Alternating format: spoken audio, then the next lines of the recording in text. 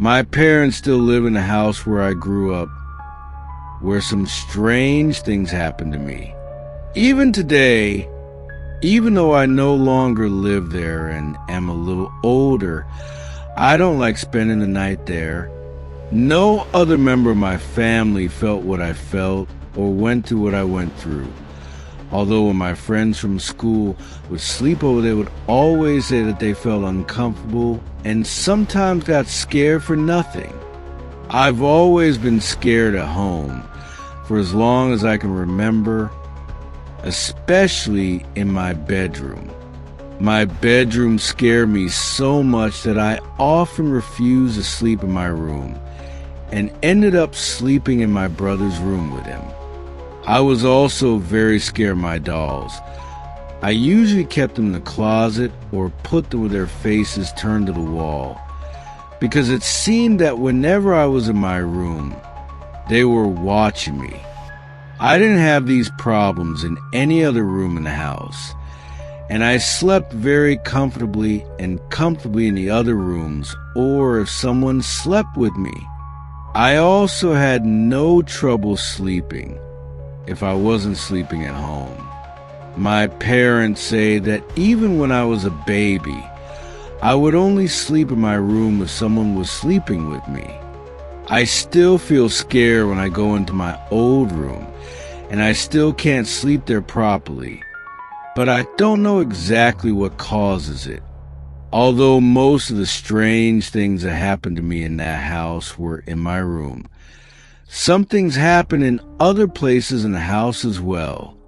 Most of the things happened when I was between 7 and 12 years old, and they were small things, lights turning on and off, objects moving around and moving around. Below are the two things that happened to me that I remember most clearly. One day I was playing with two friends in the room next to mine, my brothers. Sometimes I refused to go into my room unless they forced me. We had been there for a while when we decided to play with a toy that was still in my room, so we went in there to get it. There was nothing unusual about the room when I entered it, apart from the uncomfortable feeling I felt whenever I entered it. I crossed the room, picked up the toy that was under the window, and then turned to leave the room. When I was in the middle of the room, looking at the door, I heard a click and the noise of the mechanism of a mechanical ballerina that I had started to work. I turned back and the ballerina was dancing. The click I had heard was the power button being moved. I went to her and turned it off, then went back to my friends and told them what had happened. We tried to find a rational explanation for everything, like one of my friends, who had been playing with the doll half an hour before, had left it on, but at the time I ruled that out, because I had heard the click of it being turned on, and when I entered the room it was off. The second strange thing happened some time later. I woke up in the middle of the night, wrapped in a blanket and a sheet. I lay there for about 15 minutes, sleepless, and then I heard footsteps outside my room. I thought it must be my brother or my mother, who were the only two people in the house that day. But the footsteps passed their rooms and entered mine. I was still under the covers, and since I had never heard phantom footsteps before, my first thought was that it was a burglar. I stayed very still under the covers, so that the burglar wouldn't know I was there and wouldn't hurt me. The footsteps passed my bed and went to the drawer next to the window.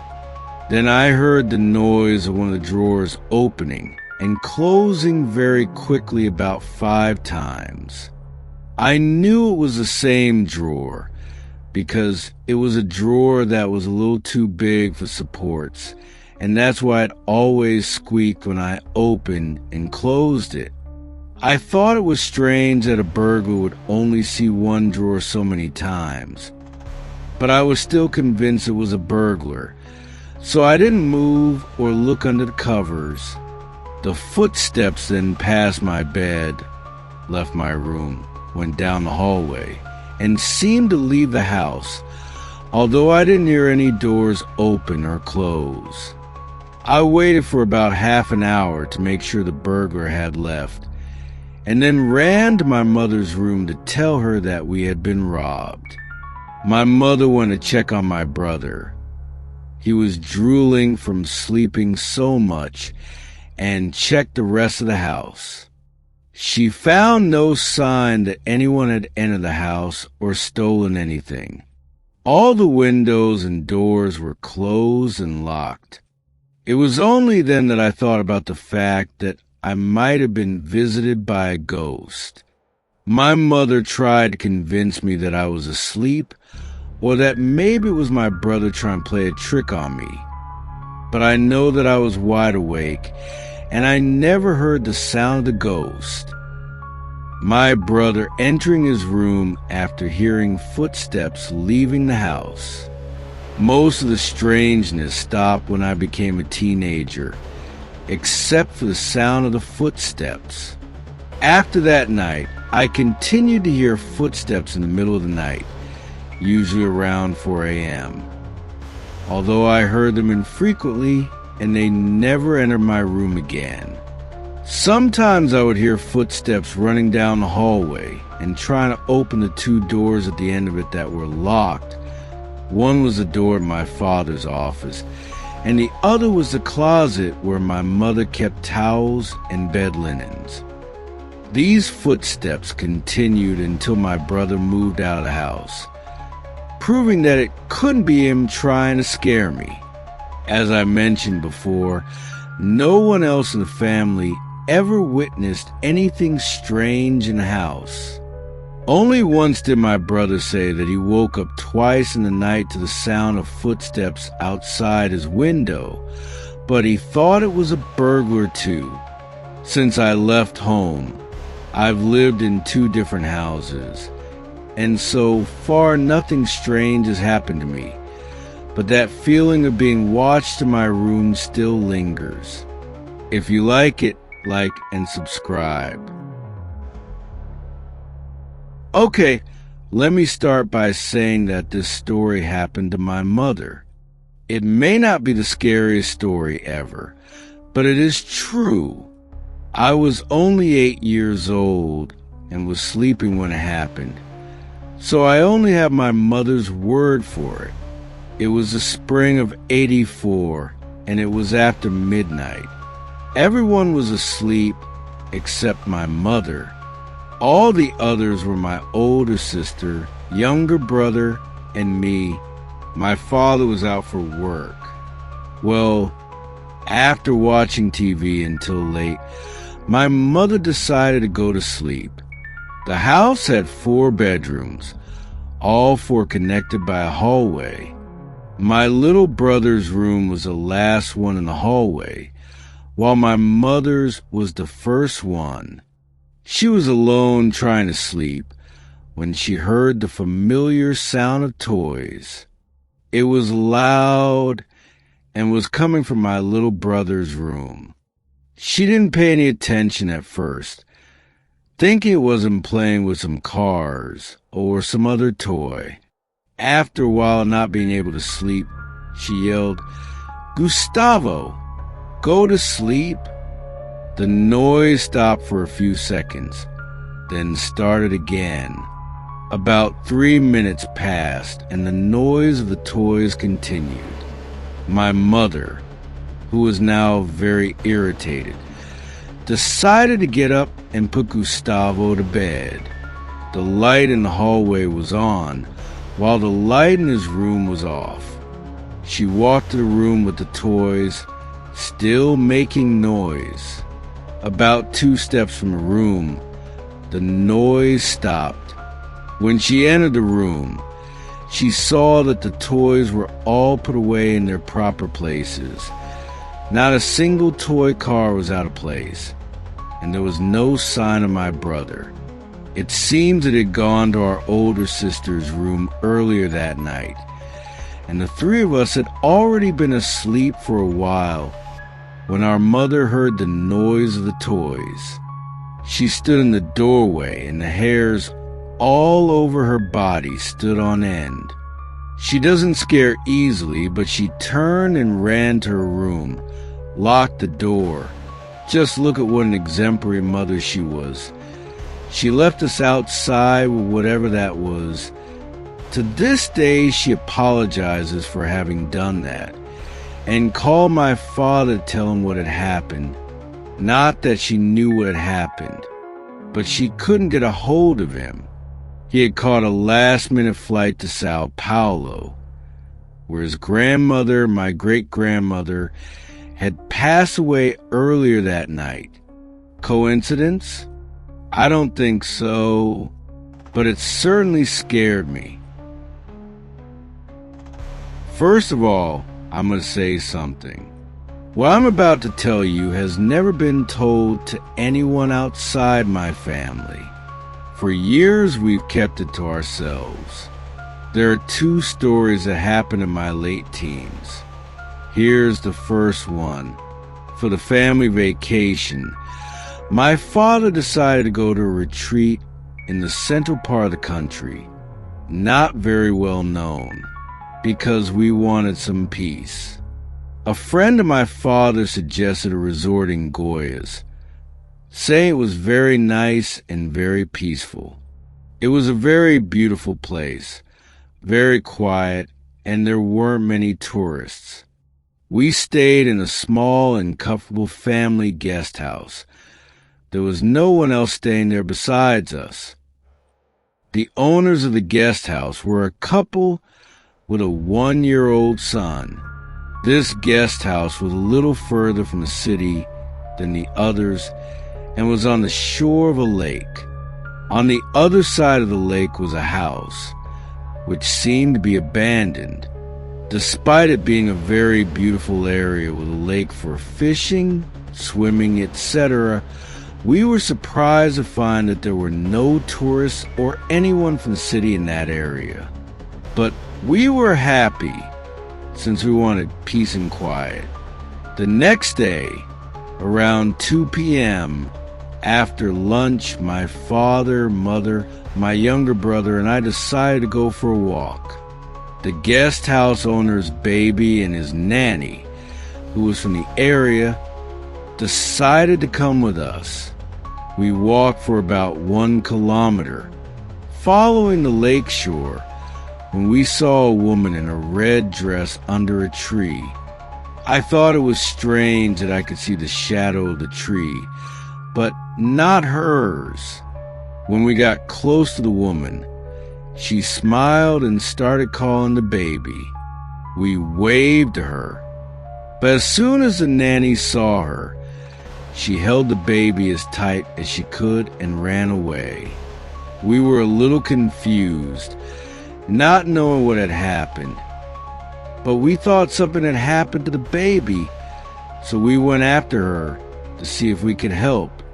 We ran a few meters when I turned back to see the woman, and she was gone. We were in a completely open area with no bushes at all, just grass. And the only tree around was the one the woman was under, but I couldn't see her anymore. She couldn't have gone anywhere without me seeing her, except to climb the tree. But even then she would have had to climb very fast, which I think is difficult. My father looked back and didn't see anyone either, so we all went back to the guest house. When we told the owners of the guest house and the other locals what had happened, they believed us and said that the woman in red was actually a witch and that strange things were happening in the house on the other side of the lake, including the sound of babies crying. After hearing this, my father, who is a very superstitious person, decided to leave the place, and we went back home.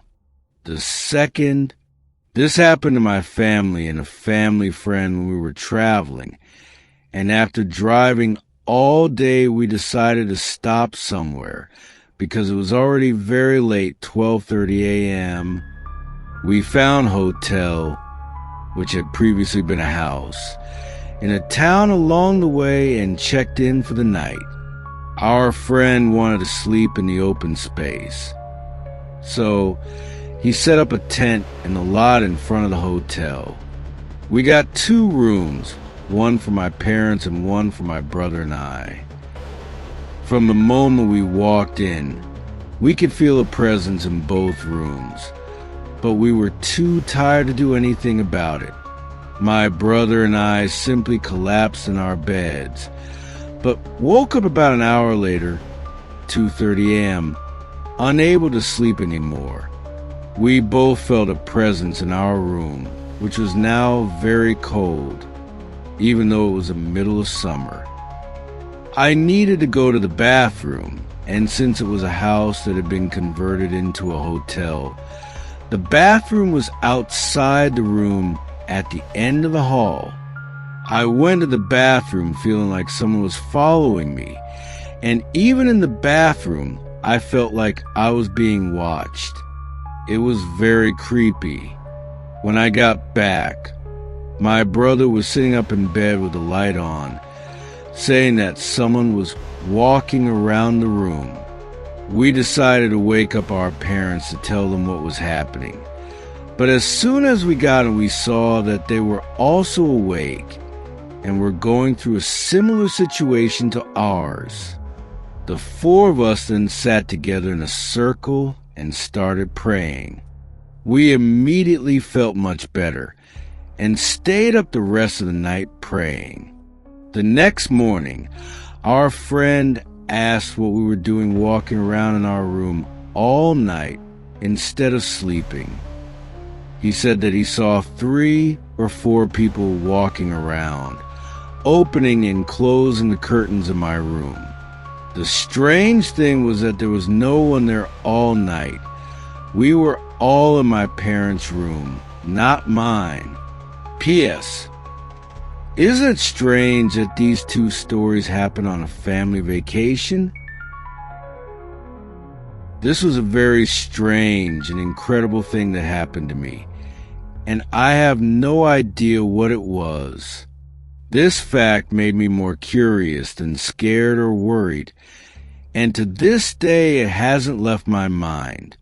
I've never told anyone about that fact because I'm sure no one would believe it because it was so fantastic. Only now have I let it out on this website. One day, like any other, I woke up early in the morning to go to work and went to make breakfast. While the bread was being heated, the water for the coffee was boiling and the children's milk was being heated, I decided to go get the newspaper. I went to the front door and the dog went with me. So I opened the door and it was still that morning darkness, neither light nor dark. I found the newspaper and went to get it as I always do. As I got closer, I saw, in the middle of my yard, among the plants, a head. No, it couldn't be a head. I thought it was still asleep, but then I saw it move. It was a head, not a human head, nor any animal I had ever seen. It looked like a monkey's head, but completely black and without any fur. It was the size of a soccer ball. It started to turn from side to side, as if it was studying the terrain, seeing what was around it. I thought I was dreaming and that I was still in bed, but I couldn't be dreaming because I knew I wasn't. I was aware of it. I was really seeing a little black head in my yard. Then it seemed like the dog finally noticed it too and started barking. That little head looked at us, and I saw those 2 huge yellow eyes, which took up almost his entire face. It opened its mouth as if it was growling and showed those brown teeth. And when the dog got a little closer, it simply sank to the ground and disappeared. I couldn't believe what I had seen. I went to the living room, turned on the backyard light, and went back outside. The dog was looking like crazy for his head. I went to where it was, and there was nothing there, no holes, no depressions, nothing. I left that aside and went back to the kitchen. When I got there, my wife was already there with the kids. So I had my breakfast and went to work without telling anyone about what I had seen in the backyard. When I got back from work, the backyard was a complete mess. I went inside the house and the dog was trapped inside. When he saw the door open, he ran out into the backyard and started digging. My kid said he'd been doing this all day, which is why the backyard was all overturned and the dog was trapped inside the house. After 3 days, the dog finally stopped digging in the backyard and never found anything. I don't know what that head was, but I know I didn't imagine it, since my dog went crazy trying to find it too. He was my only witness to that fantastic event. There are times when I wonder what it could be, but I can't come up with any logical explanation. Could have been something from another dimension? I was 15 at the time. I'm over 30 now. My mom was driving me to school, and she looked worried. When I asked her what was wrong, she told me she had a bad dream the night before. In the dream, my mom was very young and she was making breakfast with me. It was a beautiful morning and the kitchen door was open, letting in the sunlight. Suddenly it got dark in the dream and it was already night. At the kitchen door was a Rottweiler. It seemed like the dog just wanted something to eat, so she went to throw a piece of ham to it. As soon as she got close to it, it ran into the house. It went into the living room and wouldn't let anyone get near it. When she got closer, she saw that the dog only had a dog's head. The rest was a long, cylindrical thing. She said it looked like a pencil with a head on the end. The dog's head was barking ferociously. She then grabbed a broomstick and started beating the thing until it left the house, and my mom woke up. The dog. A few weeks later, my dad had to go to a hospital in a nearby town for a minor operation, and my mom and I got back from the hospital around 9 p.m. When we pulled into the driveway, there he was, and I kid you not, a huge tan and black Rottweiler. I had never seen that dog in our neighborhood before. There were no cell phones back then, so the only thing we could do was get out of the car and go into the house. We got out of the car, and the dog seemed friendly enough, since he wasn't growling. I was talking to the dog as my mom opened the front door. As soon as the door opened, the dog ran inside, pushing my mom and me as he ran past us. This freaked me out. I thought someone was in the house, and the dog was protecting them. So my mom and I went across the street and went to the neighbor's house to call the police. After a while, some police officers arrived and entered the house. My mother and I stood in the driveway. A little while later, the police officer came back and confirmed that the dog was still in the house, but that there was no sign of anyone else having been there. This was around 10 p.m. At 1:30 a.m., there were 3 more police officers and a guy from a kennel trying to get this massive dog out of our house without having to hurt him. Sometime later, they managed to lure the dog out with a piece of meat, but before anyone could get to him, he ran around the house, run away from everyone, slammed the door that had been propped open in case anyone had to run away from him, and went back into the house and lay down on the couch where he had been before. Finally, around 2 a.m., the guy from the kennel got some tranquilizer, put on a piece of meat, and threw it to the dog, who ate the tranquilized meat. After a while, the dog was immobilized, and it took 4 men to carry him out. Our house was a mess, with broken lamps, overturned tables, and the sofa completely destroyed. But finally the dog was gone. The next morning we called the kennel where the dog had gone to find out what had happened to him. And to our surprise, the dog had disappeared. The cage where they had put him was empty, and there were no signs of forced entry. There was no way he could have gotten out of there.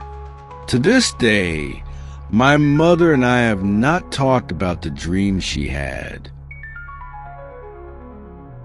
In the 70s, as strange as it may seem, every young teenager's dream was to own a genuine American-Lee pair of jeans. Everything was done to get one, since they were not sold here in Brazil.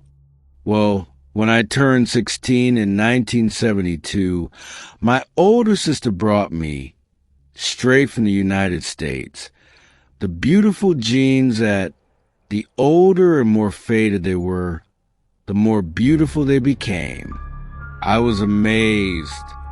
One night, when I got home, wearing Lee pants for the first time, I got ready and went to sleep.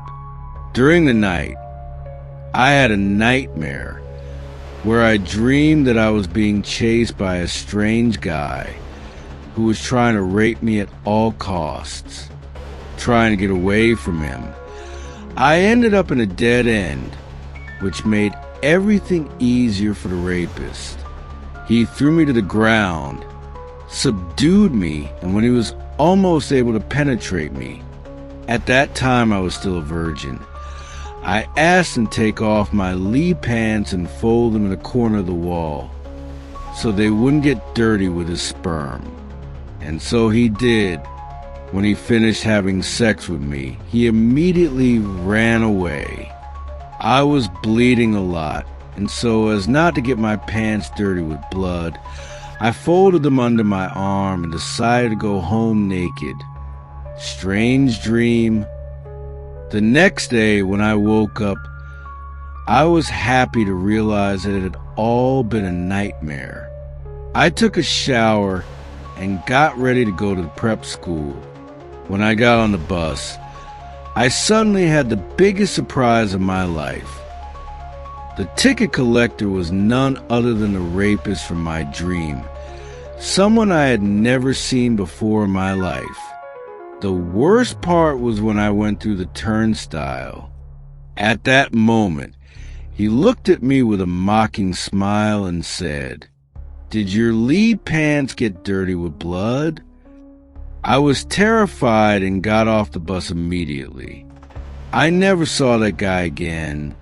Thank God. But to this day, I can't find an explanation for this strange fact. It was as if he had come out of my nightmare and into the real world. I'm still shocked just remembering it.